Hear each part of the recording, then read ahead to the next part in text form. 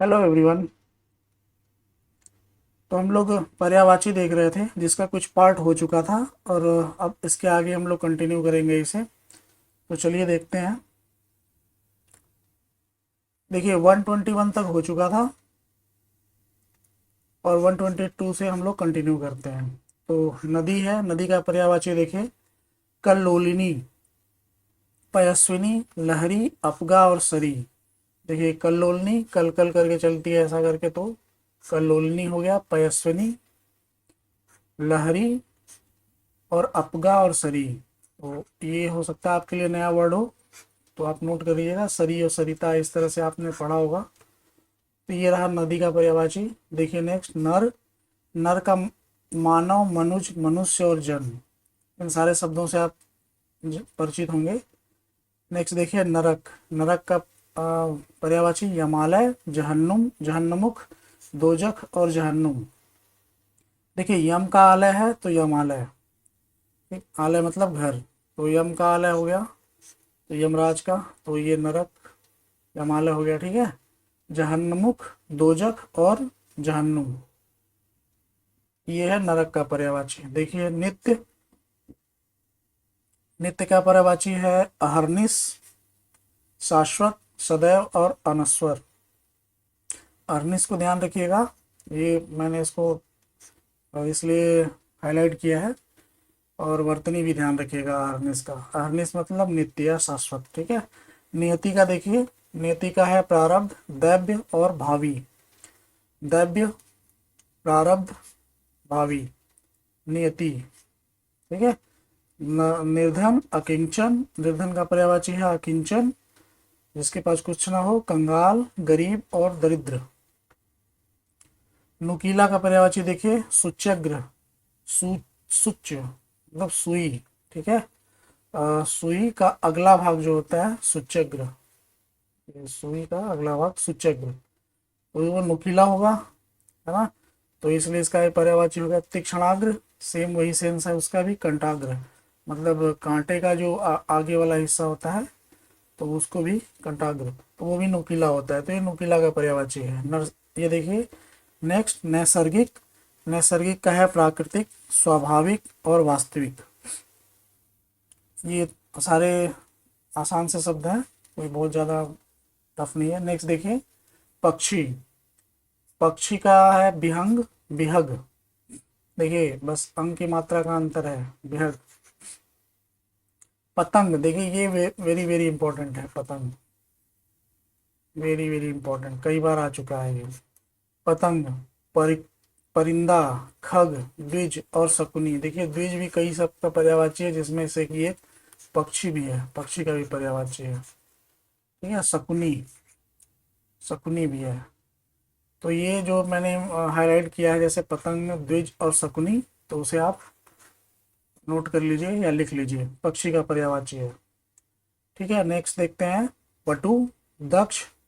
पटु का जो है पर्यायवाची दक्ष, कुशल और निष्णात। निष्णात को मैंने हाईलाइट किया है, नोट कीजिएगा।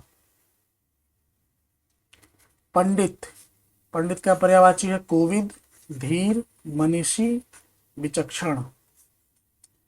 ये थोड़ा अलग शब्द है विचक्षण, तो आप इसे आप नोट कीजिएगा।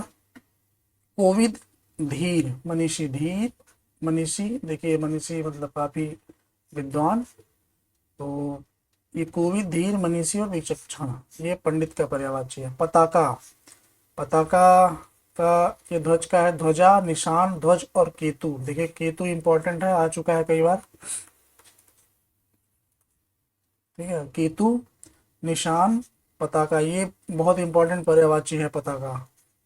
झंडा का पर्यायवाची, इसे आप झंडा का पर्यायवाची कहेंगे। ध्वजा, निशान, ध्वज और केतु, इसमें जो सबसे इंपॉर्टेंट है केतु और निशान, ठीक है। नेक्स्ट देखते हैं पति, पति का है भर्ता, बल्लभ, स्वामी और बालम। देखिए बल्लभ शब्द को याद रखिएगा, बाकी ये सारे शब्द तो आप परिचित होंगे, ये सुना भी होगा आपने। पत्थर, देखिए पत्थर का पर्यायवाची है अस्म, पाषाण, पाहन और प्रस्तर। अस्म को नोट कीजिएगा, बाकी चीजों से तो आप रूबरू होंगे। नेक्स्ट देखिए पत्नी का बल्लभा, ये देखो पति है बल्लभ, तो ये हो गया बल्लभा। कलत्र, बामांगी मतलब बायां हाथ, बायां अंग होता है ना, तो बामांगी, बामा और दारा, दारा, ठीक, दारा, बामा, बामांगी, कलत्र, बल्लभा, ये पत्नी के पर्यायवाची हैं। इसमें कलत्र शब्द को मैंने हाईलाइट इसलिए किया है क्योंकि ये इंपॉर्टेंट है।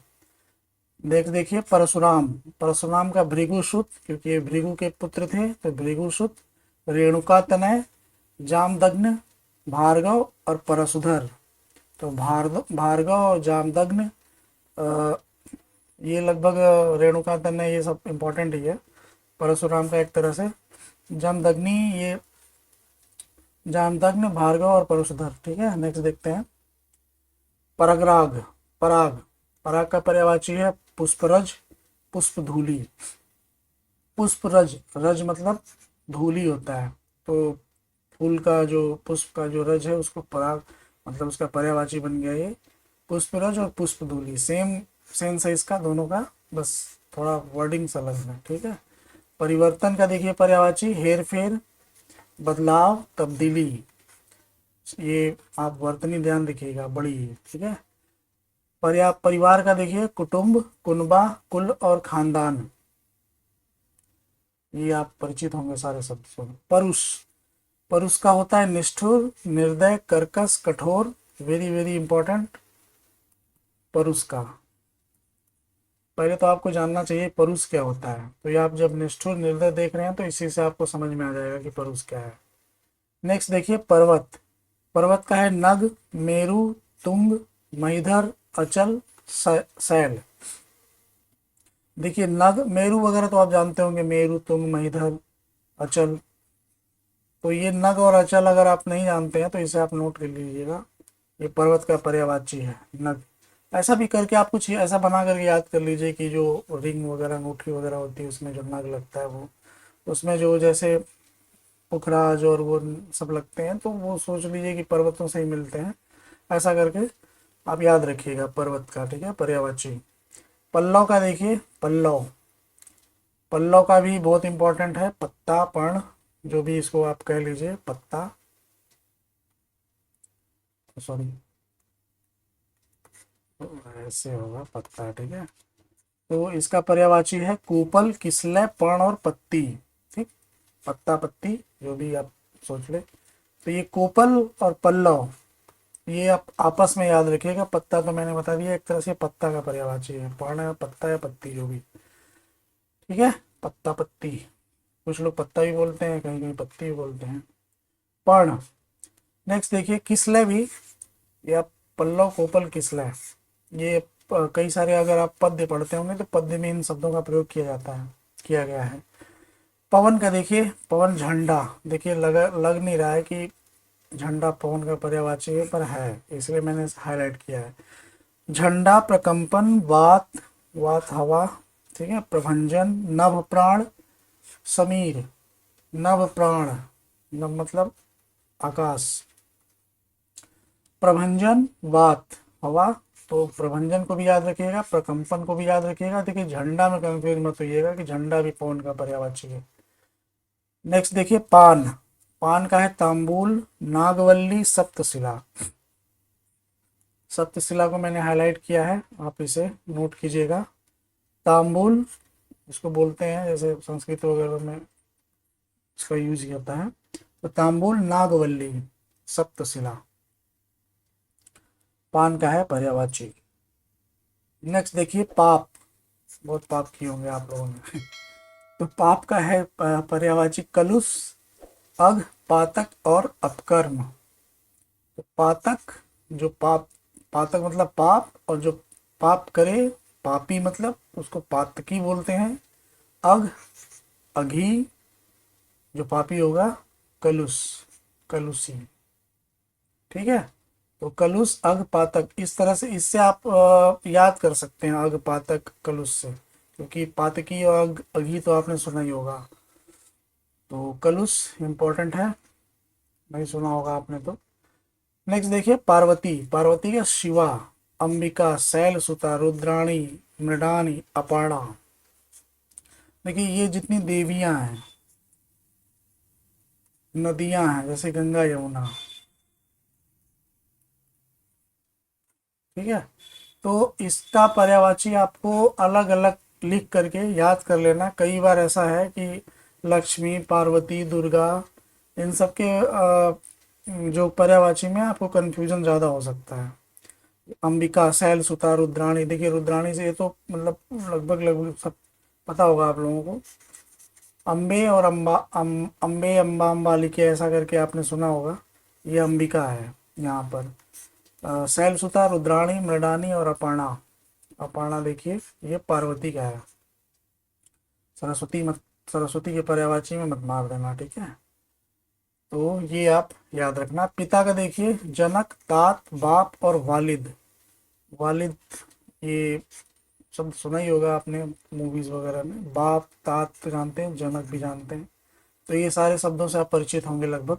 पुत्र का देखिए तनय, सुत, आत्मज और बेटा। तनय पुत्र, पुत्री का तनया, सुत सुता, आत्मज और बेटा, ठीक है। तो पुत्र का पर्यायवाची आप देख लीजिए। पृथ्वी का है उर्वी, अवनी, मेदिनी, प्रहुभी। मेदिनी को आप हाईलाइट कर लीजिए, ये पृथ्वी का पर्यायवाची है। प्रहुभी, इसलिए मैं इसको रेड किया हूँ। बीज, प्रसु, इला और विपुला। देखिए इला जो है वो कहीं कहीं सरस्वती का भी पर्यायवाची है, ये मिलता है, ठीक। तो प्रहुभी, बीज, प्रसु, इला और विपुला। तो कंफ्यूज मत होइएगा, बहुत सारे शब्द ऐसे हैं जो कई शब्दों के पर्यायवाची में आएंगे आप। तो आप उसको अलग से कहीं से नोट कर लीजिए जहाँ पे आपको लगे कि कंफ्यूजन हो रहा है। प्रहुभी और विपुला। विपुला, विपुल मतलब बहुत ज़्यादा, भारी मात्रा में। विपुला मतलब पृथ्वी, ठीक है। बीज, प्रसु। नेक्स्ट देखिए प्रकाश, प्रभा, द्युति, दीप्ति, आलोक और चमक। दीप्ति, द्युति। नेक्स्ट देखिए प्रभात, उषा, अरुणोदय और प्रातः। प्रसन्नता का देखिए पर्यायवाची आह्लाद, प्रफुल्लता और हर्ष, ठीक है। लगभग सब जानते होंगे, इसमें कुछ भी ऐसा नहीं है जिसके बारे में मैं समझाऊं। नेक्स्ट देखते हैं। नेक्स्ट है आपका प्रार्थना। प्रार्थना की पर्यायवाची याचना, अर्ज, अर्ज, आराधना, विनय और निवेदन। देखिए विनय भी प्रार्थना का पर्यायवाची है, इसलिए आप कंफ्यूज मत होना। लिख लो, मैं जितने ये हाईलाइट किया हूँ या तो ये आ चुके हैं या ये कंफ्यूजिंग है, इसलिए मैंने इसको अलग से नोट मतलब हाईलाइट कर दिया है, कलर अलग कर, रेड कर दिया है, ठीक है। नेक्स्ट देखिए प्रिया। प्रिया का पर्यायवाची है वल्लभा। अभी आपने पढ़ा होगा पत्नी का पर्यायवाची, वल्लभ पति का, वल्लभा पत्नी का, तो प्रिया पत्नी भी प्रिया ही होती है। तो वल्लभा, दिलरुबा, प्रेयसी और प्रिय, इन सारे शब्दों से भली भांति परिचित होंगे आप लोग। नेक्स्ट देखिए फूल। फूल का पर्यायवाची है प्रसून, मंजरी, लतांत, पुहुप और पुष्प। लतांत, पुहुप ये फूल का पर्यायवाची है। प्रसून तो जानते ही होंगे, मंजरी भी जानते होंगे। लतांत और पुहुप को नोट कर लीजिएगा। पुहुप पुष्प से ही सोच लो कि बना है ये, लता का अंत है ये, लास्ट में ही होता है, तो इसको लतांत भी बोला जाता है। नेक्स्ट देखिए बगीचा। बगीचा का है बाग, वाटिका, उपवन, फुलवारी, निकुंज, कुंज और आराम। फिर से देखिए बगीचा का बाग जानते ही होंगे, वाटिका भी जानते होंगे, उपवन भी जानते होंगे, फुलवारी भी जानते होंगे, निकुंज, कुंज और आराम। ये जो है आपके लिए कुछ नया है और आराम थोड़ा कंफ्यूजिंग है, तो इसे आप आराम कर रहे हैं बगीचे में, ऐसा कुछ करके आप याद रखिएगा। कुंज, ये सब से आप परिचित होंगे लगभग जहाँ तक मुझे पता है, कुंज और निकुंज, ठीक है। किसी कानन कुंज के धाम में प्यारे, चलो विश्राम करे तो भला, ऐसा आपने पद्य में पढ़ा होगा कहीं। ज़्यादा डिटेल नहीं बताऊंगा आपको। चलिए नेक्स्ट देखते हैं बंदर। बंदर का है कपि, शाखा मृग, बानर और मरकट। मरकट को आप नोट कीजिएगा। कपि, शाखामृग और बानर, ये आप जानते होंगे। शाखामृग देखिए वेरी वेरी इंपॉर्टेंट है। शाखामृग, शाखाओं पे चलने वाला हिरन कौन है? बंदर। ठीक है। मरकट, मरकट भी बंदर का पर्यायवाची। नेक्स्ट देखिए बलराम। बलबीर, हलायुध, देखिए हलायुध मतलब हल लेके चलते थे, अगर आपने कहीं पिक वगैरह देखा होगा तो। बलबीर, हलायुध, रेवती, रमण, हली और हलधर, ज़्यादातर इनका जो पर्यायवाची है वो और हल से संबंधित है। रेवती रमण को अलग से याद रखिएगा, बलबीर तो बलराम ही है तो बलबीर भी होंगे। रेवती रमण के लिए आप अलग से नोट कर लीजिएगा। बलिदान का देखिए, बलिदान, आत्मोत्सर्ग, प्राणाहुति, प्राणोत्सर्ग, प्राणाहुति, प्राणोत्सर्ग, प्राण का उत्सर्ग। नेक्स्ट देखिए बाण।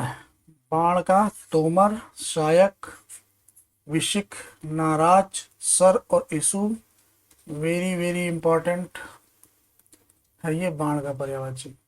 ये क्या होगा?